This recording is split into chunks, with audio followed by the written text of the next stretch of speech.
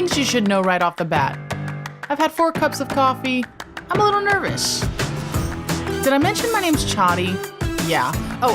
This is a podcast for imperfect people, and you should know that I cry in corners. True story.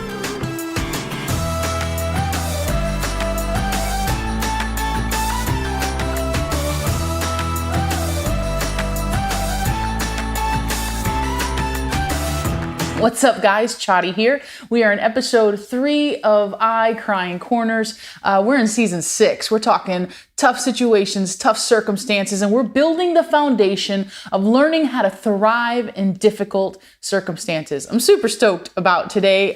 This season has been game-changing for me. I'm learning a lot as we navigate the book of Daniel. I hope that you are as well. If you are just tuning in, don't worry, I'm going to do a recap because I like recaps. Have my nifty computer here with me, and I wrote a couple things down just to make sure I didn't miss it. Okay, so week 1, I said if you want to thrive, you need to be determined. If we want to thrive, and no matter what kind of season, good season, bad season, tough season, we have to be determined. I did a whole breakdown of what you need to be determined to do, know God, know yourself, and to stay healthy and things of that sort. So make sure you go back and you listen and watch and subscribes and shares and all that stuff.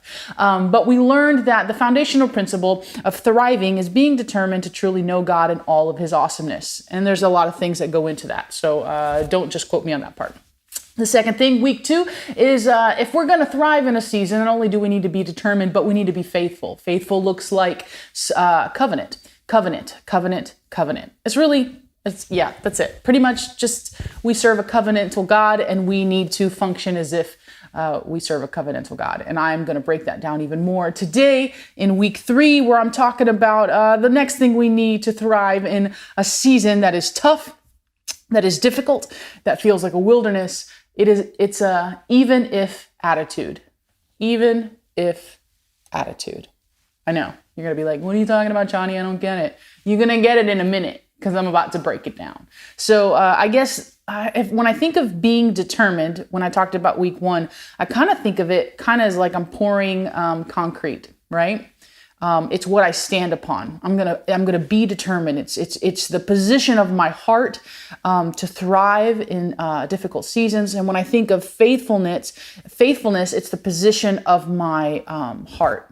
My heart is going to be positioned towards God and to love him and choose him.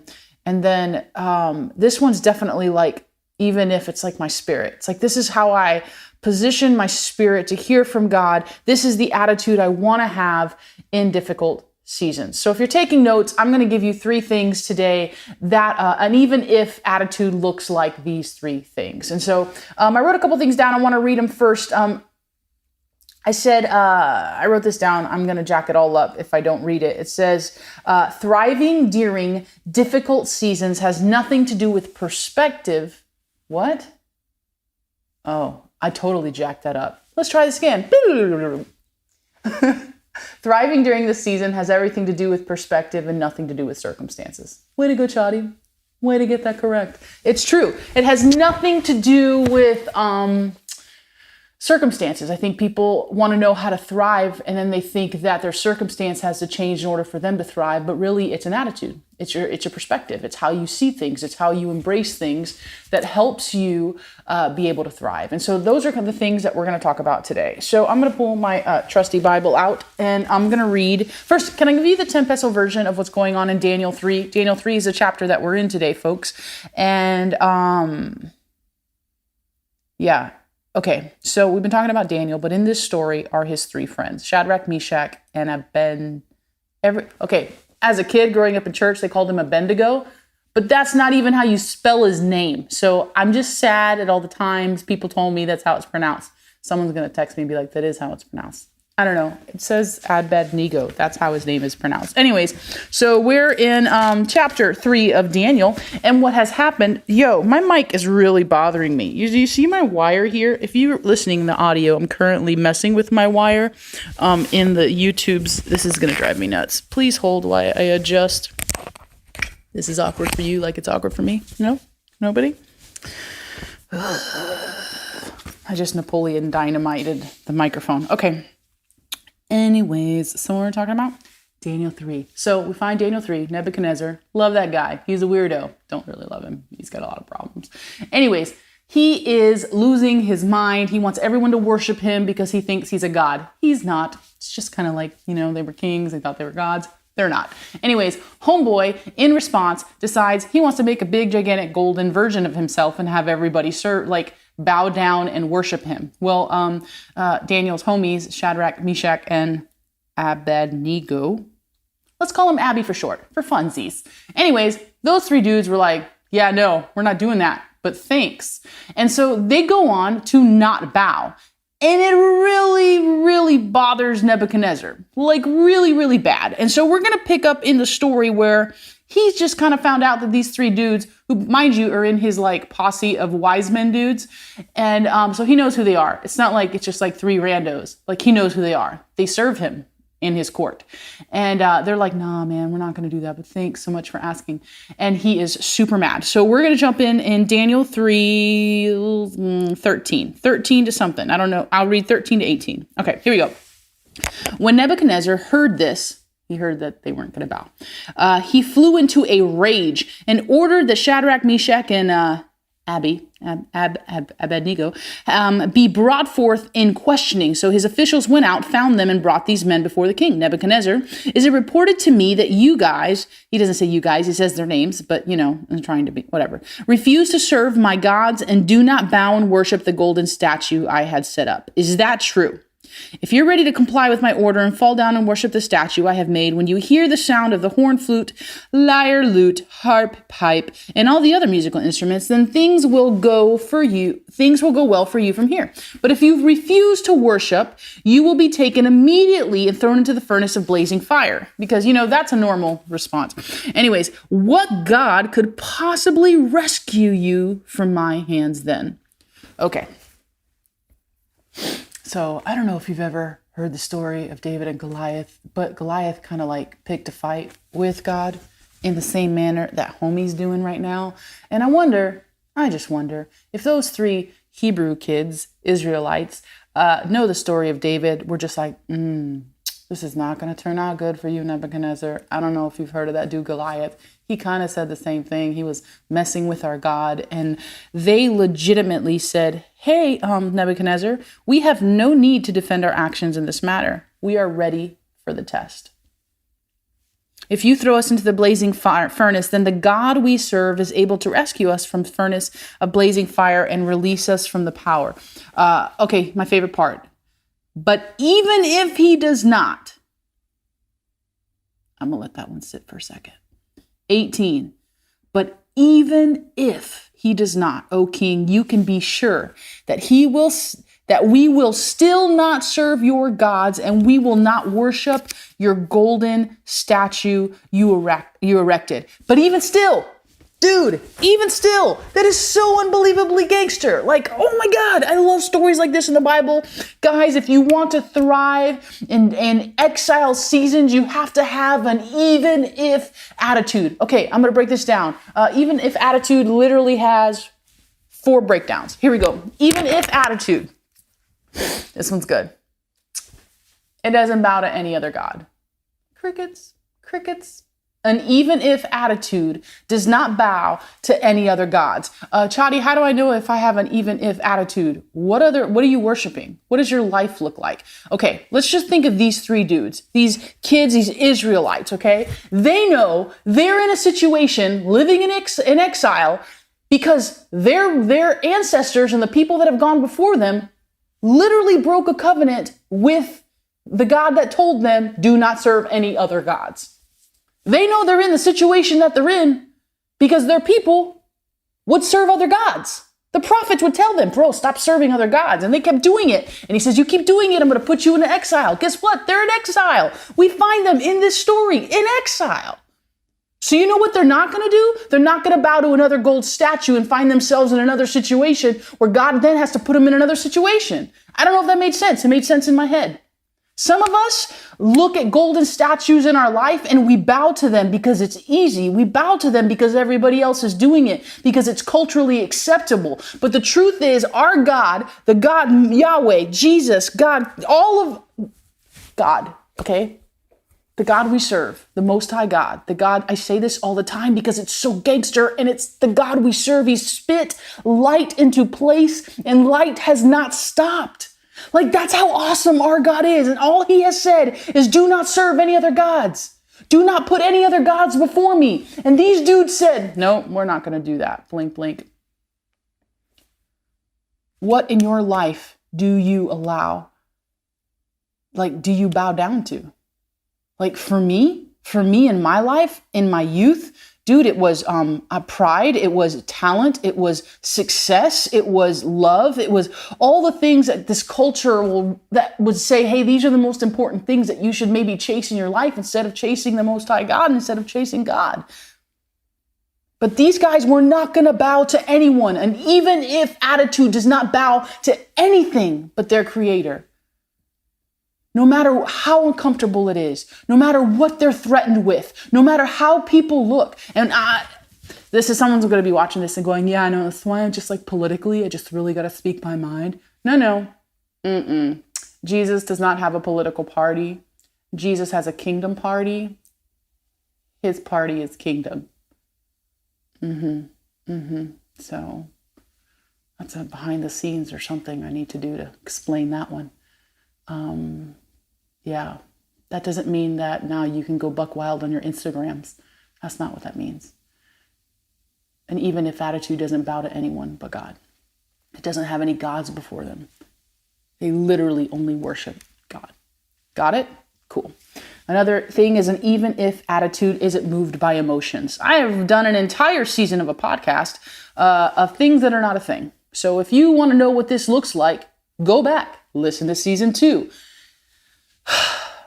Everyone and their mother is led by their emotions. Emotions are not bad. They're just not God. They're indicator lights. They're meant to show us things. But in this situation, Nebuchadnezzar was enraged. He was so upset. And instead of them being like, ooh, this dude's really upset, maybe we should actually bow, they were not moved by Nebuchadnezzar's crazy emotions.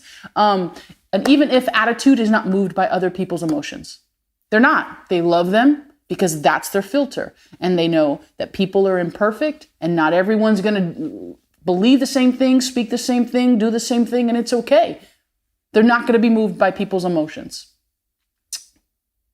Yeah, I don't know how to explain that much more. I feel like that's pretty set in stone. Guys, and even if attitude is not emotional, nor does it move by other people's emotions. I mean, never in this story that I just read are they like, please, Nebuchadnezzar, oh God, please don't put us in the fire. No, they don't do that. They're just like, yeah, no, we're not doing that. Blink, blink. Like, how many things in your life are you moved by other people's emotions? And you're like, oh, so-and-so called me, or oh, they unfollowed me on Instagram. Oh, like, I can't tell you how many times people will be super emotional with me and I just kind of want to pat them and walk away. Like, Jesus was not moved by people's emotions. He was moved by compassion. Jesus was moved by compassion. He wasn't moved by people's emotions. Like, you've got to be so determined, so faithful, so in covenant, so led of the Holy Spirit that when things go wrong in tough circumstances and tough situations, what moves you is, oh man, how do I say this in a nice way? It's so much easier when I'm just talking into a microphone and not looking at a camera.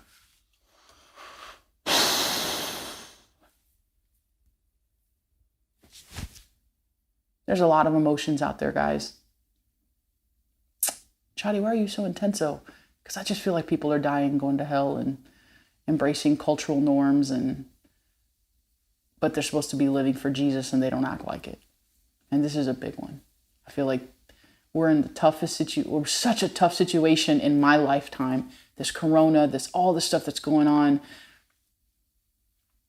And all we care about is our emotions. How does it make me feel instead of what does God say?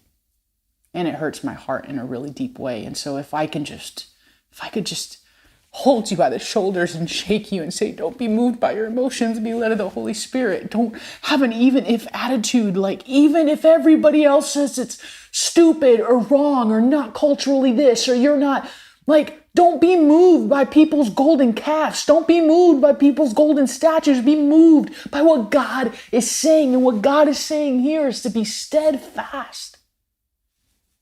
The other thing is even if attitude is always ready. I love that they were like, we're ready to be tested. Are you ready in season and out of season that no matter what comes your way, your response is always the same? Mine is not. Mine is not. I don't know if you've seen me in the last 3 episodes. I'm an emotional person. I will say that sometimes it takes me a little longer to get myself together when I'm in hard situations. But I'll tell you that once I get there, I don't go back. So it's okay if you mess up. It's okay if you're not always ready. Someone once told me that the ready position in the kingdom, they said, the ready position in the kingdom doesn't mean just like you're sitting around and you're just ready and you're just like, hanging out. A ready position is like kind of like a runner, like you're always ready. You're always in position no matter what. You're ready for that gun or whatever to go off. And when I see them go, go ahead and test us, we're ready. It's because they've always been ready. It's because they were always ready for God to use them. They were always in a place of peace where God could use them. And I want to be like that. I want you to be like that. I want us to be like that as a family of believers, as the bride of Christ, that no matter what comes our way, what comes out of our mouth is, we love God and we're going to stand for him. We're going to have peace no matter what. And we're not going to be moved by your emotions. And whatever test comes our way, we're going to pass it. Because we have an even if it doesn't turn out the way that I think it's going to turn out, even if it doesn't turn out the way that I hope, even if God is still God and he's bigger than all of it. And then the story goes on and Nebuchadnezzar's sitting around and he ties them up and he throws them into the fire. And we find verse 25, he says, "Why do I see 4 men completely unbound walking around in the middle of the fire?" Guys, he only threw 3 of them in there. He says, "But I see 4, they don't appear to be hurt at all. And the 4th, he appears to be like the Son of Gods." Then Nebuchadnezzar moved as close to the door of the furnace as he dared without being scorched. And he shouted over the roar of the blazing fire, "Shadrach, Meshach, and Abednego, servants of the Most High God, come out right now. Come here." Guys, and even if attitude will make the enemy have to call God the Most High God. Like, are you living your life in such a way that the people or the things that you come against, the circumstances you come against, have to bow to the Most High God? Because that's what an even if attitude does. It bows to the Most High God in such a way. Remember, I said this in the beginning of the season. I said this in episode 1, that Daniel's life, the whole book, I like it because it reminds me of the burning bush. The burning bush was so encompassed and so overwhelmed with the presence of God, it caused Moses to bow. And so I want my life to be so full with the presence of God that what I come up against, what adversaries I come up against, what circumstances, what wildernesses, what exiles, they have to bow to the Most High God. And here we find, just like Goliath in the story I mentioned earlier, this dude literally says, servant of the Most High God. He goes on to, in 28, says, "Praise is certainly due to the God of Shadrach, Meshach, and Abednego." I'm sorry, we started this whole fight because these dudes wouldn't praise your God, and now you're praising theirs. And even if attitude will literally turn everything around, it'll turn everything around. I love this. It goes on to say, "No God I have ever heard of is able to rescue as this God has rescued his servants today."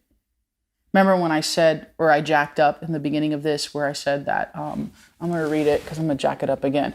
How thriving in this season has everything to do with perspective. Homeboy has some perspective.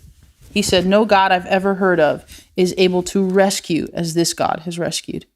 And even if attitude, guys, it brings perspective. That's not a part of my notes, but I just thought you might want to know. And then in 30, it says, "Afterward, the king promoted these dudes to even higher positions in the province of Babylon."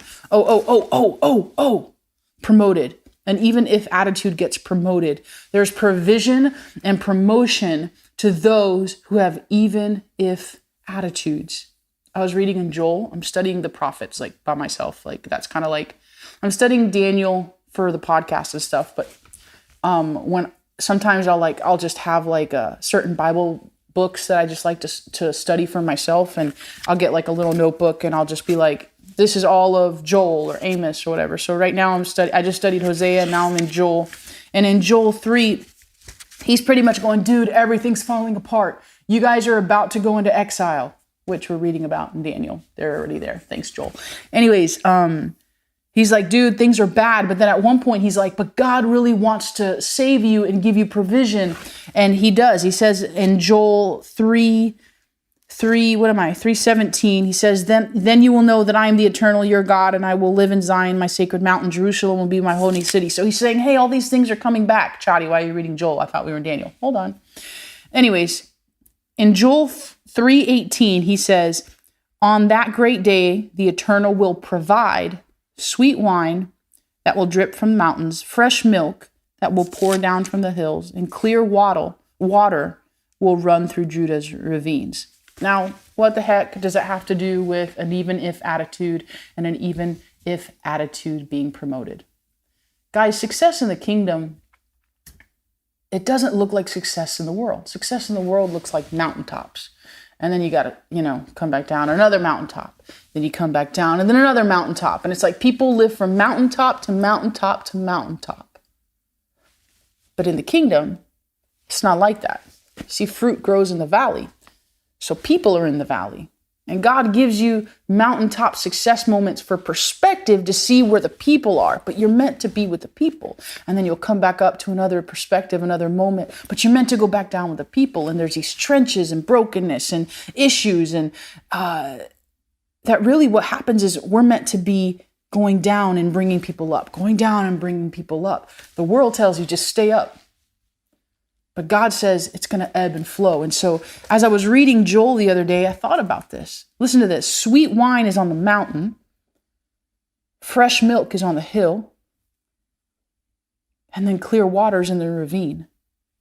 So God, you're telling me celebrations will be up here. Generational wealth and legacy will be about here. And that everyday sustenance is about here. It's ebb and flow, ebb and flow.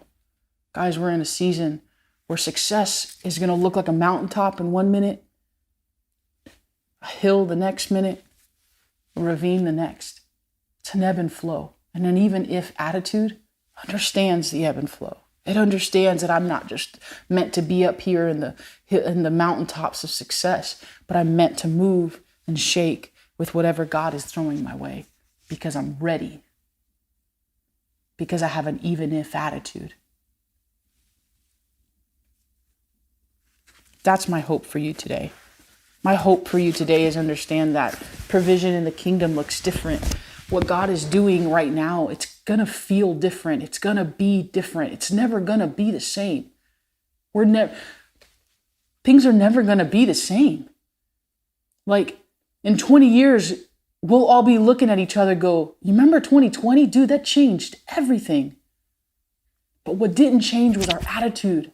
What didn't change was our determination. What didn't change was our faithfulness. What didn't change is the desire to say, God, even if it doesn't look like how I think it needs to look, God, I'm going to serve you. Even if, God, even if it doesn't look and feel and move and shake, God, even if I have to face a furnace, even if I have to face people that don't believe in you, even if, God, I am going to serve you, I'm not going to bow because I live in covenant with you, God.